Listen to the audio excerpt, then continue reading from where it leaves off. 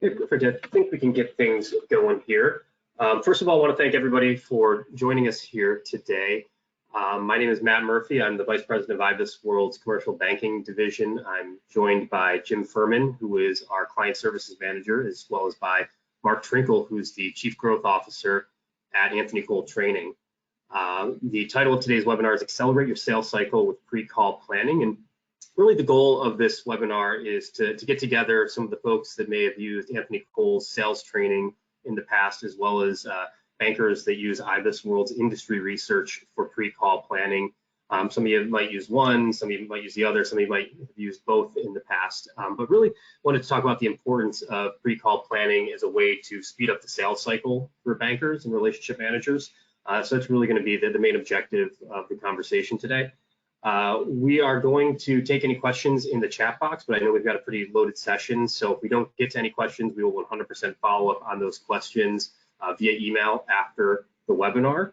We'll also be following up with a recording of the webinar and maybe even some other materials that we share during the presentation today. That being said, I wanted to kick off before I hand things over to Mark with a brief poll that we could take of all the attendees here. Don't be shy. Wanted to get a sense from folks, if you can see this poll here, whether you're currently spending time prepping for client-facing meetings. And the potential answers are no, I know my markets and its industries. No, I typically don't have time or the resources. Yes, but for only select clients or calls. Or finally, yes, always. You're always preparing for client-facing meetings. So far, it looks like got some folks in here. You have most people preparing for client-facing meetings. We'll leave this open for another few seconds here while some of the results come in.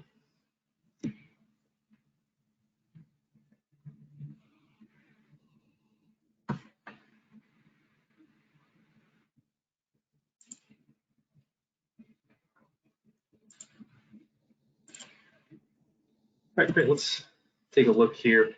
It looks like 53% said yes, but for only select calls or clients. 42% yes, always. Only 1% said no, I know my market and its industries very well. So it seems like most folks on the call are already doing some level of call preparation. So that kind of helps us understand where we're starting from. So we're going to start by having Mark talk a little bit about some of the best practices that Anthony Cole is training its clients on. Primarily its banking clients on.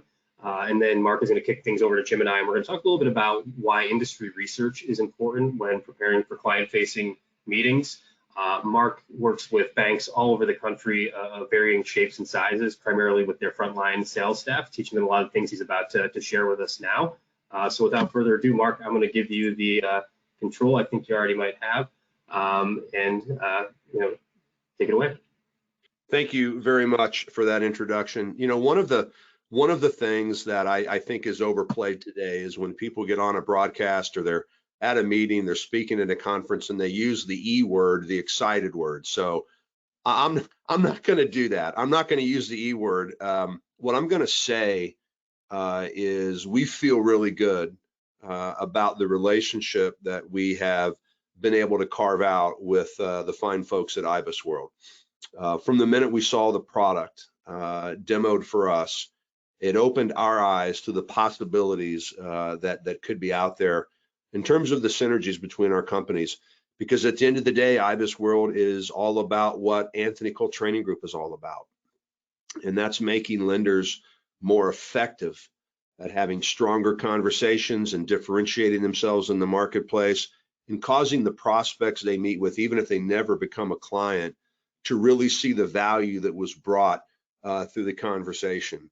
So we feel great about that relationship. And one of the topics that is quite trendy in 2022 are banks asking us. They ask us lots of questions, but one that they ask us is on the screen or inferred by the title of this presentation today. The question is, can we accelerate our sales cycle? Can we shorten it? Can we compress it? And the answer is, it depends. And this broadcast is going to give you some of the things, if not most of the things, that it depends on. We will ask a bank, hey, what's your sales cycle? By line of business, by segment. And we'll get an answer. And then our next question is typically, well, is it really that long? Or have you simply allowed it to be, or perhaps even made it that long? And so I don't know that we've ever heard a bank say they don't care about that. So if you want to, you're in the right spot today. If you've ever thought about, hey, what can we do to accelerate our sales cycle, to shorten it and to compress it? And of course, why is that important? Because the longer your sales cycle, the more that favors the incumbent institution. So pre-call planning is part of the answer to accelerating your sales cycle. And when people say, what do you mean by a pre-call plan, or why do I really have to do it? In fact, they'll ask us, Matt and Jim, do we have to do it? And our answer at Anthony Cole Training Group is no, you don't have to do it. You don't have to do anything that we tell you to do. What we are advising you to do, though, will in fact favor you. It will compress your cycle. It will allow your lenders to have stronger conversations out in the field. And the other comment I want to make here before we really get into the meat of the discussion, the reasons why more lenders don't engage in pre-call planning. And the top answers that we hear, we'll play Family Feud. Survey says top few answers are on the board. Well, I know what I'm doing. I'm a veteran. Another one is, hey, I'm really busy. Another one is, I don't need to do that. You know what? I will rise to the occasion. Well, actually, you're not going to rise to the occasion. And we are, 3 months, 4 months away from football season. And there are athletes all over the country that are working out, and they are going to sign a letter of intent. They signed a letter of intent. They're going to show up on a campus, and they're going to say to their coach in any sport, hey, coach, put me in, give me a shot. I'll rise to the occasion. Actually, you won't. You will rise or sink in direct proportion to the level of your preparation. So for a bank, for a lender, what's a pre-call session look like? It's on the screen. It's all about the lender taking a few moments and thinking, hey, what questions should I ask this prospect? And I wonder how they will respond. And by the way, you'll see the synergies between Anthony Cole Training Group and IBISWorld, because IBISWorld is capable of giving you some of the questions, in fact, a lot of the questions that you absolutely need to ask, so you tailor your message for resonance. It means you got to be talking about things that matter to your prospect. They don't care how long your bank has been in your market. They don't care about all of your great promotions. What do prospects care about? They care about their problems, and they care about whether or not you are able of helping them solve them. And they certainly care about not wasting their time. They want to be speaking with a well-informed lender. That's what it means to tailor your message for resonance. You're speaking your prospects' love language. You're speaking about things that are relevant, prevalent in their business. And that's where IBISWorld can really help you. So it starts with the questions that you'll ask, and you need to think about, I wonder what questions they might ask of me. I wonder what they're going to want to know. And I wonder if they ask that, how should I handle that? You need to anticipate the curveballs and how you'll respond. And then you certainly need to engage in a little bit of practice time or role play. And so as we go through this discussion, and at least the first 20 to 25 minutes of our session today, as Matt alluded to, that chat box is open. I would love for you to chat your comments. You can even, if you know Anthony Cole, if you know me, you can say hello. Any chat is welcome. If you have a question, we would love to be able to take those as we go. And certainly before we're done, as Matt said, we want to take as many of those as we can. There are 3 must-ask questions that you, at some point in time with your prospect, need to get to. And one of them, great beginnings make for great endings. You've probably heard that before. What would make this a great meeting? So we, in our discipline here with community banks, are teaching the lenders to open the meeting, the relationship managers to open the meeting by asking Mary, I'm glad we could arrange a time to meet. So this meeting is a productive use of your time. when you think about your company and your growth plans, and specifically your current bank relationship, what are the 2 or 3 things that we need to talk about for this meeting to be a good, productive use of your time? And the rewards of that are numerous, but one of them is certainly you get to tailor, once again, your message for resonance. You ensure that you are talking about things that matter to your prospect and you're not boring them to death. The second must-ask question at some point needs to be, and I'm not suggesting that you would ask it as directly as it's listed here, but hey, are you ready? Are you able to make a change in your bank relationship? Are you willing and able to leave your incumbent institution? And that's a function of how long those problems have been going on. That's a function of the conversations they've had with their current bank. It's a function of their confidence in their bank's ability to help them solve those problems. So at some point that needs to be addressed. And early on in the first meeting, the third bullet point, you must, as a lender, be prepared, or as a relationship manager, be prepared to know the difference between a problem that they want to fix and they have to fix. So if I'm meeting with Mary, I understand access to capital is a big deal. Rick, I understand fees is a big deal. Service, the degradation of service, whatever the problem is, on a problem by problem basis with your prospect, you must be prepared to ask the question, is this a want to fix or is this a have to fix problem? Asking that will certainly help you get much better at not wasting your time. For all of the things that we teach, in particular with the discipline of pre-call planning, and for sure it's a discipline.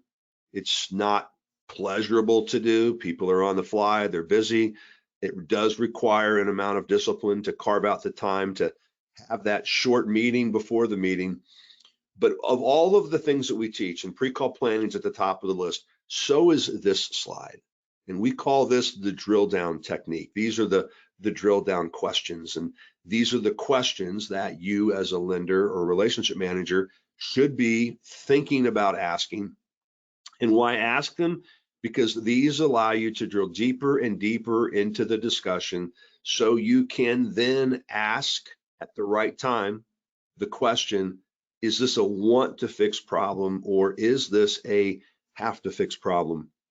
How long has it been going on and what have you done to fix it? And when you talked with your current bank, what did they say? What was their reaction? Would your current bank be surprised to find that you're having discussions with other banks? I mean, what happens if this problem doesn't get fixed? I mean, is that a problem? And once again, leading up to, is this a have to fix problem? Is it just a nice to fix, want to fix? You need to know the difference between the two. It's really the difference between issues and compelling reasons. Everybody has issues. There's certainly something they can criticize with their current bank relationship. That's not the objective here. The objective is to find out, not do they have issue, do they have a compelling reason to make a change? It's hard to ascertain whether they have a compelling reason to make a change if you're not asking these drill down questions. And it's really hard to ask these questions unless you plan to ask them. You can engineer out uncertainty. You can engineer out your lenders being nervous. There's no reason to be nervous. There's no reason to fret about uncertainty if you commit to this process and you have in your back pocket the questions that you're going to ask. They're going to ask questions of you for sure. One of the questions that they're probably asking themselves is, why should I do business with this bank? They might want to, and by the way, if you get that answer or that question, you know what your response should be? Your response should be, I'm not sure you should. You are there to disarm. You're not there to fight. These are curveball questions. They're difficult questions. Why should I do business with you? Well, Mary, I appreciate the question. And right now, I think the best answer I can give you is I'm not sure that you should. And the reason I say that, Mary, is because the only reasons I can think of are quite self-serving. It'd be great for our bank to have you as a customer, but until we have a conversation where I can then believe it would be in your best interest to even consider making a change, I think it would be quite selfish of me to argue that you should do business with my bank. They might want to know how many clients does your bank have in their industry. You might want to be prepared for that question. And then of course, what makes you different? And you have to be careful, because most lenders, when they attempt to answer the question, what makes you different? They fall into the trap of sounding a lot like a salesperson.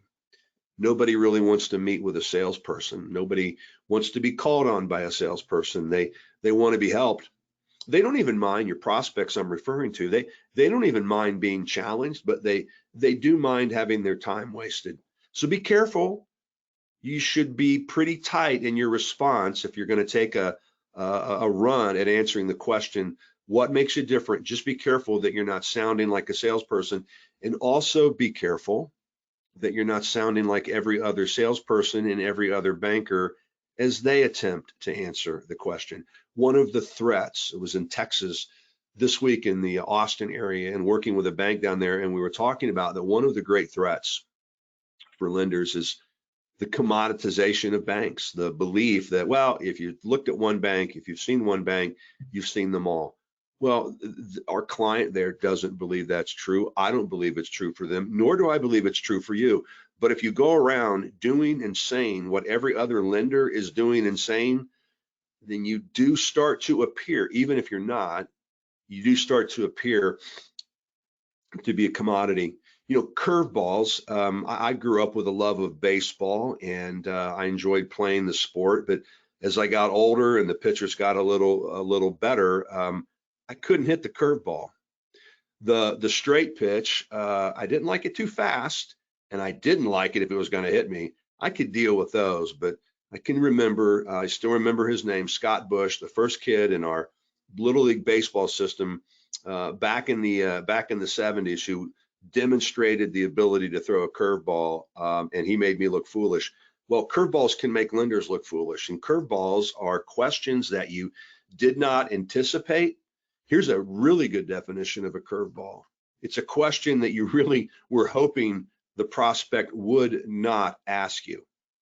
Sometimes they're questions that they ask, sometimes they're circumstances that change. Maybe the decision maker that you thought was going to be there isn't there. Well, I'm not saying you should do this, but you certainly have the right to reschedule the meeting. I mean, if the decision maker is not there, that's your call. Many lenders would find that a little untidy, unseemly. Oh, geez, I don't think I can leave the meeting. Once again, I'm not telling you to do that. I'm just saying you have the power to do it. Sometimes you come to find out that the current provider, the current bank, the entrenched lender is a relative or a long-term friend. It's the gal they went to college with, they were in a sorority with. It's their fishing or golfing buddy from the weekend. And sometimes you're going to find out that you can't help them with the problem they may have described or identified on the phone. And the objective, the aim of pre-call planning is to engineer out the uncertainty of curveballs. But for all of this to work, you've got to role play, and people don't like to role play. Oh, it's contrived. But here, listen, where do you want to fail? As a training firm, and our business has been around for almost 30 years, helping organizations around the country with a deep focus and a deep domain expertise in banking, helping them get better. And the question that we have to ask them is the same one I will ask you, if you'll permit me, and that is, if you're going to get it wrong, where do you want that to happen? Where do you want to fail? You want to fail out in the field, in front of a prospect, a viable prospect, and we know those meetings are difficult to come by, certainly not easy to come by. Or do you want to fail inside in your office in a conference room where the price you pay is zero? And your ability to fix yourself by using what we call the two anchors in your role play, so that when you get out there, you can rely on and you can deploy the two anchors. And the first anchor, because your prospects are capable of talking about a billion different things, your first anchor is really, why am I here? Now, I'm not suggesting that you show up and simply ask the prospect, why am I here? You can. I think there's a better way, and I demonstrated that about 10 minutes ago. I believe the best way to find out why you're there, the best way to deploy the first anchor, is to show up and ask your prospect a question. Mary, I'm delighted we could put our schedules together for this meeting. I've looked forward to learning more about you and your company. You know, when you think about your company and your growth plans, and specifically your current bank relationship, what are the 2 or 3 things that you would like to talk about so this meeting can be a productive use of your time? You should be prepared to ask that question, and then you should be prepared to roll through the drill down technique and get deeper and deeper into the discussion so you can figure out whether or not the problem or problems, plural, that Mary, the business owner, is describing, you can determine whether or not those are want to have, kind of would be neat, or are they have to fix problems. And that is the second anchor. Mary, do you have a problem here that you have to fix?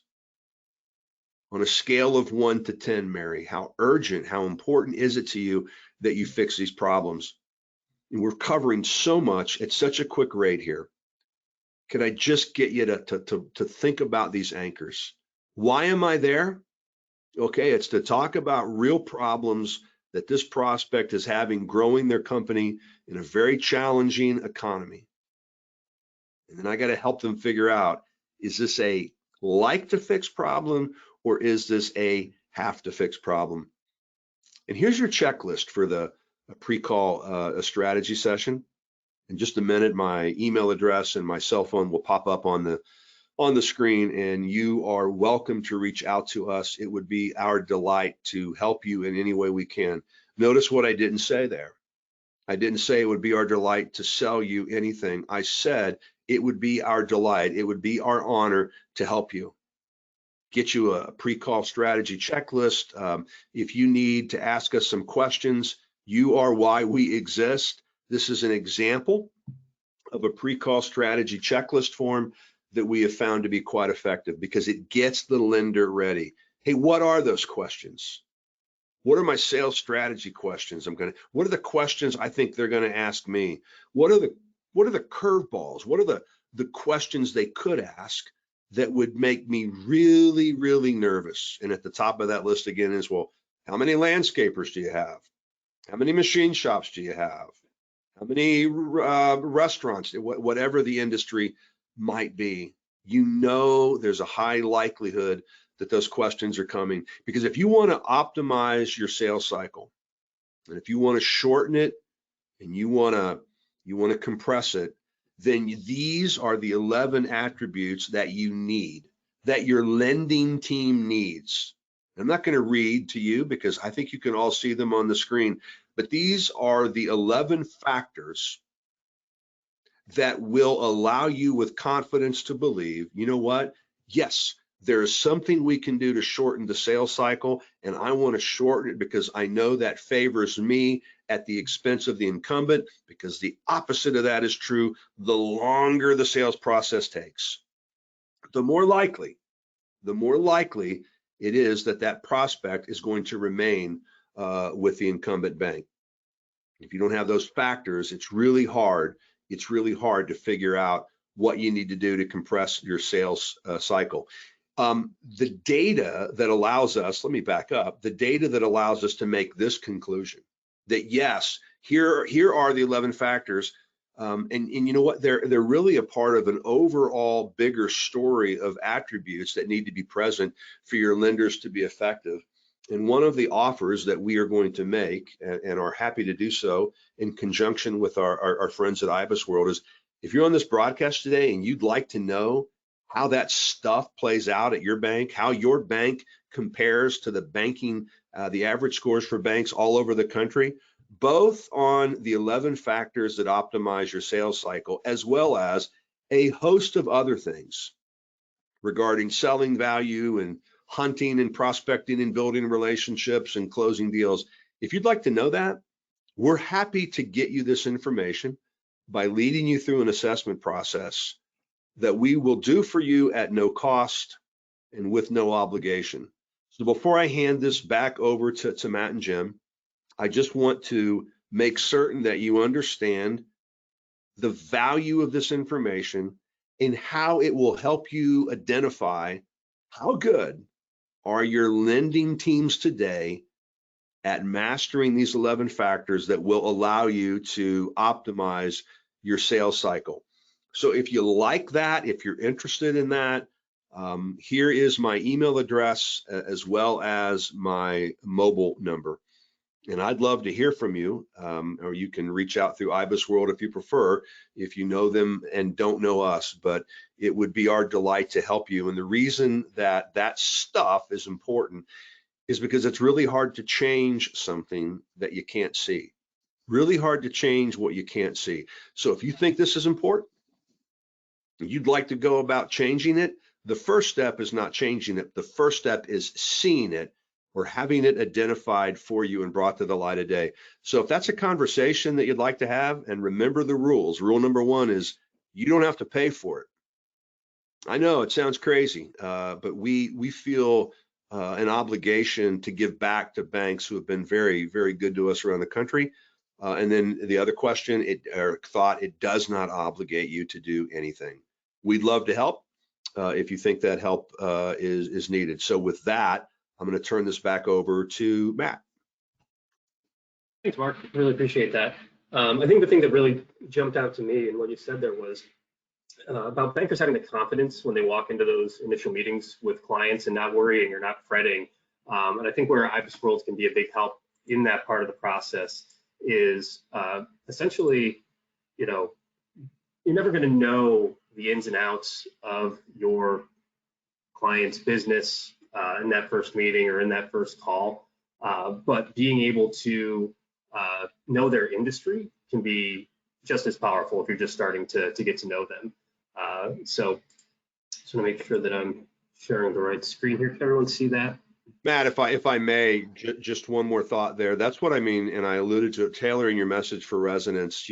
You've got to come in armed with questions that are really good questions that demonstrate that you really have a good, solid understanding of that prospect's business. And the information that IBISWorld can provide will put you well on your way to being able to do just that. All right, let's see here if we can. And Matt, I'm going to stop sharing my screen.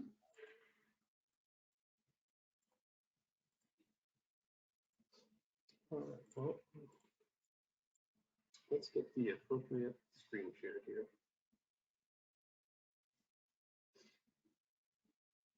Just a sec. I think one of the things that we wanted to talk about while I'm working through some of the difficulties here is primarily the fact that IBISWorld and Anthony Cole kind of mesh together very well in the sense that the industry research part is not the whole piece of the whole puzzle, as Mark alluded to just now, but really helping you to get your foot in the door, position yourself as a trusted advisor for your clients so that at the end of the day, they're willing to have those next conversations with you, that they are willing to potentially tell you who their incumbent is, that they're willing to tell you, a little bit more about their business so that you can uncover some of those pain points. Let's see here. But one of the things I want to do is maybe, Jim, if I can have you share your screen, we can take the group here through some of the different IBISWorld tools that will help you to do a few different things. And even before we get to the pre-call planning portion of it, I want to talk about firstly prospecting. In terms of speeding up your sales cycle, one of the things that can really save a lot of time in a banker's sales cycle is the ability to find the right industries right out of the gate. So one of the things that IBISWorld helps bankers to do is to identify industries that fit their bank's criteria, client criteria. And that could be industries with a certain set of profit margin. It could be industries that are growing their revenue, industries that are concentrated within a certain geographic footprint that the bank operates in, that has a certain risk profile is another thing. So what you see in front of you here is a list of industries that we cultivated using IBISWorld's Industry Wizard tool. And what we did is we pulled down a list from our database of industries that are concentrated in the state of Georgia, just kind of pick the state out of the hat here, industries that are low to medium risk right now, and industries that are capital intensive. So I wanted to first start by talking about that first piece, which is the geographic footprint. So why prospect industries within a particular geographic footprint. It might seem obvious that you don't want to go chasing industries that might not be in your backyard, but even better than that is if you can find an industry that's concentrated within your geographic footprint, you're then going to have other businesses that you know are in and around your area that you can then go and work with. So if you won one client in a particular industry because you prospected that industry, you can then go find other businesses with that same NAICS code that you can book meetings with, and you begin to build a certain amount of expertise within a particular industry. So prospecting industries is really important, and Jim is going to talk a little bit more about the pre-call planning and stuff in a second here and how to pre-screen deals. But as far as becoming that trusted advisor, once you've booked a meeting with a particular client, that trust is really important. And the reason IBISWorld believes that trust is important is because ultimately, if you win the business of that bank, or of that client, I should say, they're going to be handing over to you some very, close to personal information as far as their balance sheet, their financial statements. So earning that trust is very important early on, and being able to do some things such as talk to them about the types of things that are keeping them awake at night are very important. So are you dealing with an industry that has shrinking profit margins? Why is that happening? Are you dealing with an industry that has high revenue volatility? Are there ways in which your bank can help them with that? The reason that we look for capital intensive industries is because while it might be great to sell treasury management or corporate cards, we know that these capital intensive industries are also going to be a great opportunity for a number of products. That might include C&I and SBA loans, that could include equipment financing, that could include commercial lines of credit. So looking for capital intensive industries is really important because it's going to open you up to a host of other products that your bank can offer to them.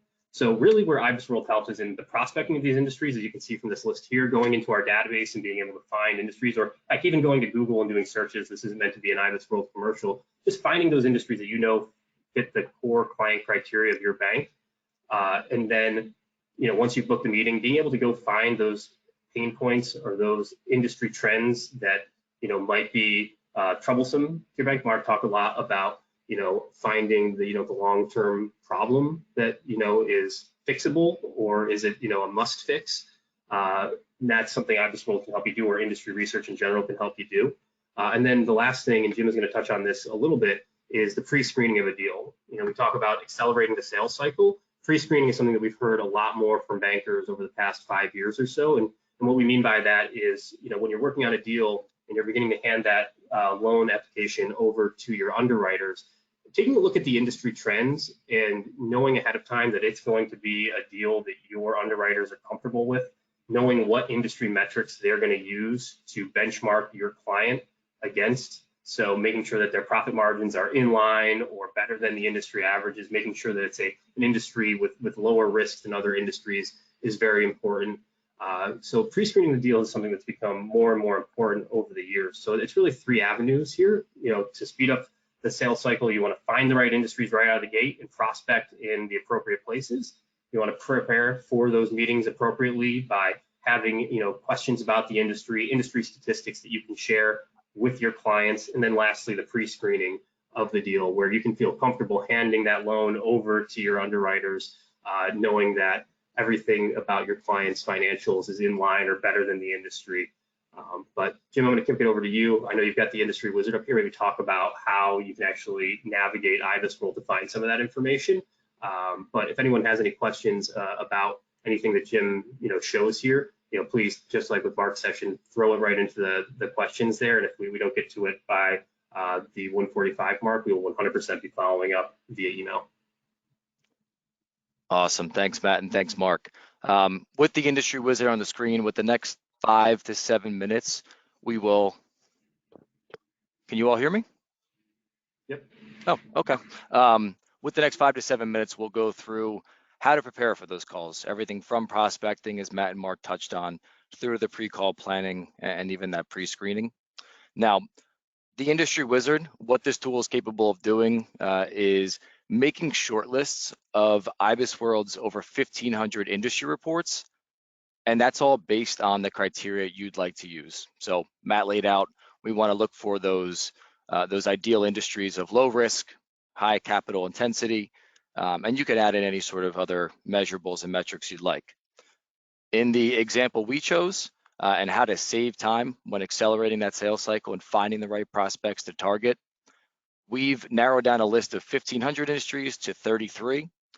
And so once we have the key industries identified, where we can move on to from there is the actual report. Now, our industry reports are all written in the same format. As far as the example we'll go through today, it's this industrial equipment rental and leasing. Now, you'll see that at the very top of each industry report, we actually separate what you'll find in each IBISWorld report by items that'll be valuable to lenders, a separate category and view for those in underwriting, and even some for in credit risk. But for the bulk of today, we'll actually just stay in the lending view to keep on topic. And what you'll find on this view are in that preparation phase, getting ready for the call or the meeting. We provide some questions for you to ask, and where these become useful is deepening the conversation. Perhaps it's a brand new prospect you never spoke with before. You need to build that rapport and offer yourself as that industry expert, that trusted advisor in the space. And so within the call prep questions, perhaps you know something about the industry from some research you've done, past conversations you've had, and some initiatives you may know that they have going on. These questions have been very effective in opening some doors and kind of not pigeonholing yourself into one or a few products by showing yourself as that trusted advisor. Clients and prospects typically do open themselves up more to discuss their business plans and allow you to figure out exactly what the right product will be for them at the right time. Now down the page a bit, similar to the call prep questions, what we also offer are these key trends in the industry.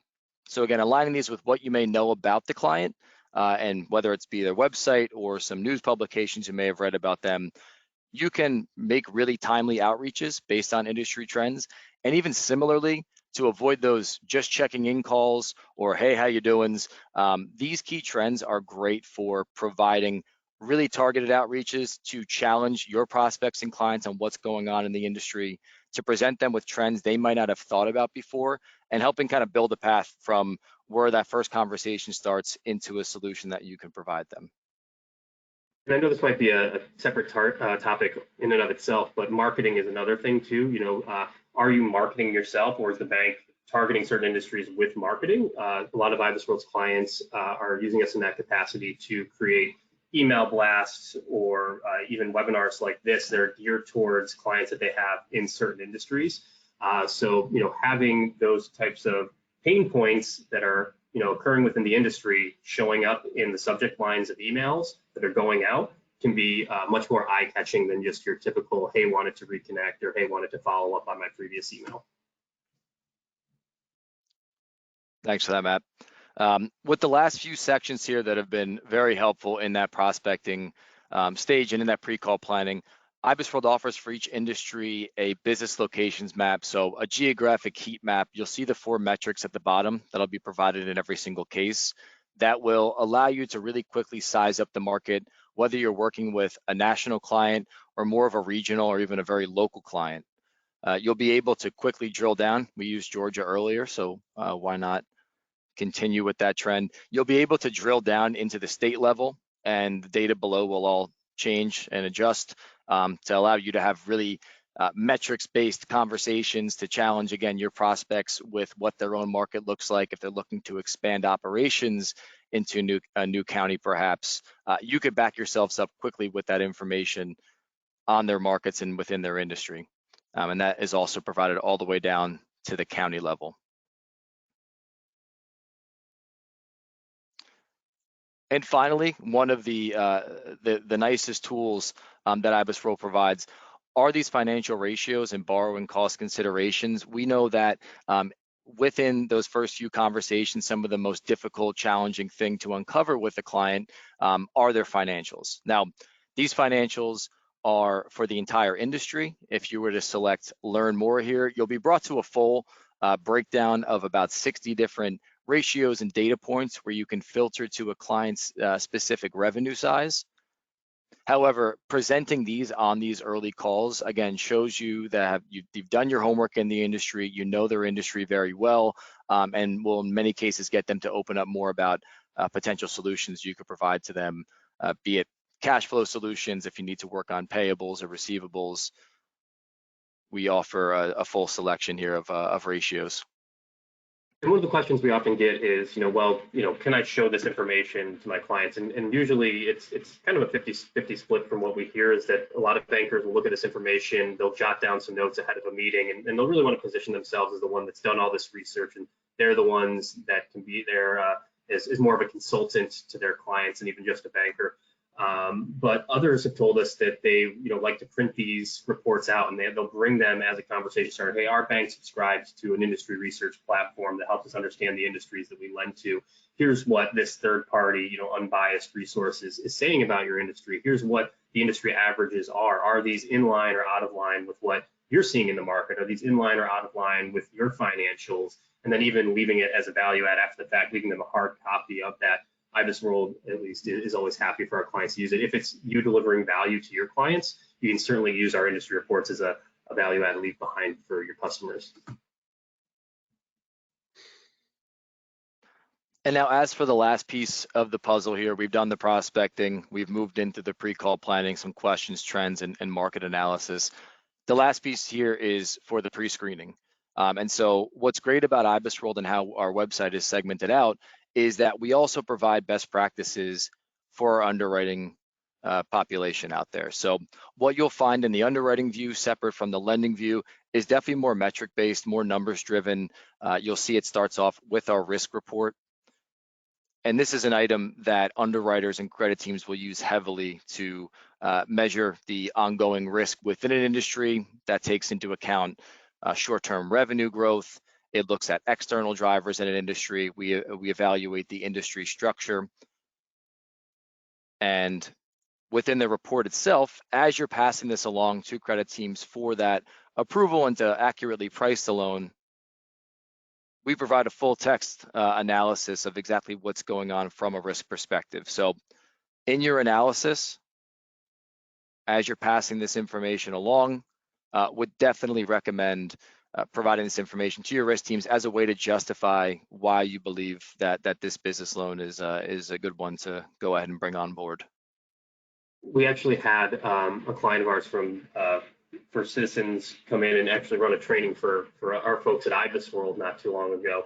And what this relationship manager told us was, I thought was pretty apt, is with every deal that she does, she has two sales that she needs to make. She needs to sell the client, and then she needs to sell her credit team on that deal as well.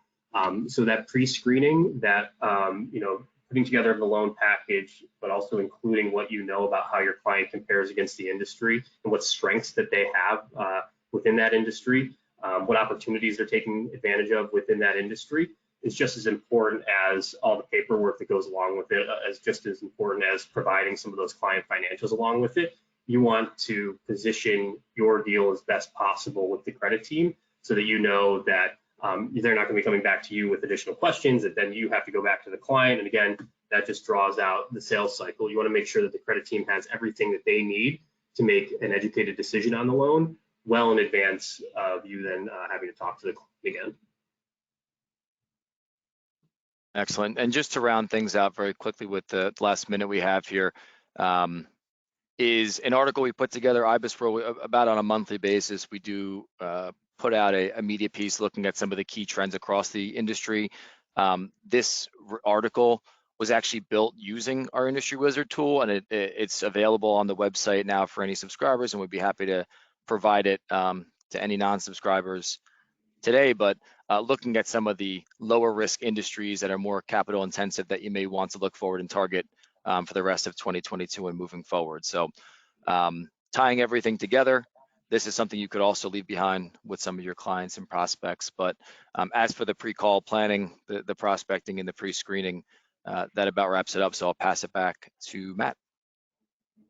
Yeah, thank you, Jim.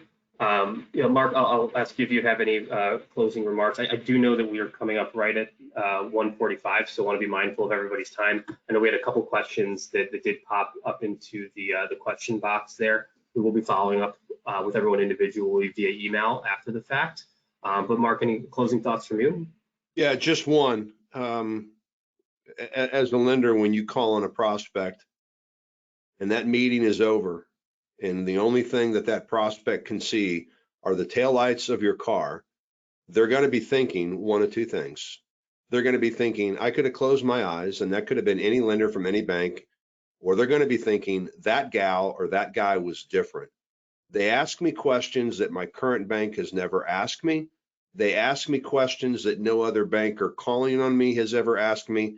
I think I'll meet with them again. You get to decide. You, the lenders on this call, get to decide which reaction you're going to get. And if you're concerned about commoditization and the belief that so many businesses have that all banks look alike, I hope you'll really embrace the pre-call planning, marry that with the data that can be obtained from IBISWorld. So thank you very much. Thank you, Mark. And yeah, so far the partnership between Anthony Cole Training and IBISWorld has been great. Mark and his team is out there, really helping a lot of banks, community banks, to have better, more relevant conversations with their clients, and using industry research to achieve some of those conversations is something that our banking clients, over 500 of them that we work with, have been telling us for the past 50 years. That's just very paramount to building those relationships, getting your foot in the door, closing more deals, and to the point of today's webinar, closing those deals quicker, hopefully. So I appreciate everyone joining us here today. Be on the lookout for the recording of this webinar after the fact. We hope to see you again soon. Thanks, everybody. Thanks, everybody.